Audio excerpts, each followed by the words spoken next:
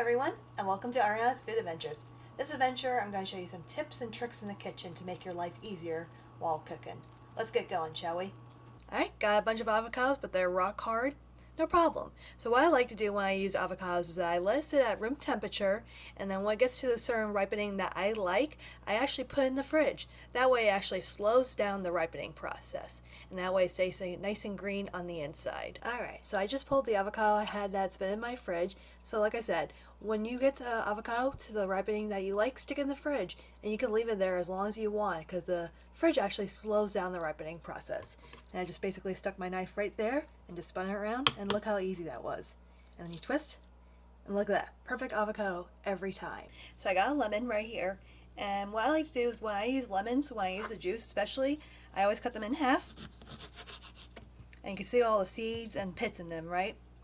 What if you want to do to not get any of those, just cut side up, just like that. And look at that, lemon juice. No pits and no seeds. That way you don't go crunch, crunch, crunch. I got one onion right here, and I don't know about you, but I'm tired when I cut into onions and I start crying all the time. So what I like to do is I put onions just like this in the freezer for about 15 minutes. And what that does is it actually freezes the enzymes that's in the onions that causes you to cry.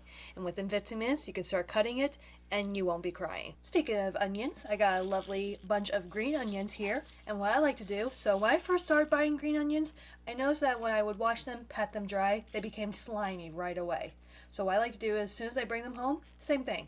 Wash them, pat them dry, I cut them into nice fine pieces, and then what I do after they're all cut up is to set them in a mason jar, just like this. And it's wonderful because, you know, the green onions, they still stay their nice green color and they don't get slimy. You add them to a nice hot sauce, they thaw out within seconds. It's great. Alright, got some leftover rice and not sure what's the best way to reheat it. I got the perfect idea for you. So what I'm going to do is I got some rice from the fridge. Going to take a couple tablespoons of water, just right over the top.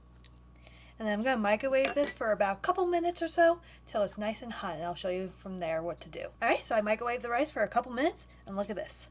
Ooh, look how fluffy that rice is. Perfect way to reheat rice in my opinion.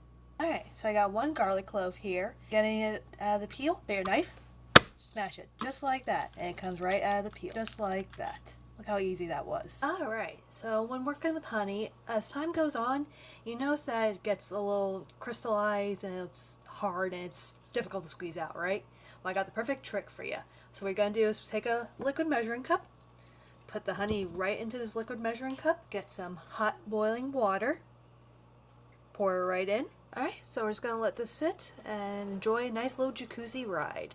And like I said, give about 5-10 minutes. Alright, so for my last trick for some honey, have you ever ran into a situation where you are trying to measure out honey and it's just completely sticking to the measuring cup and it's just a pain in the butt?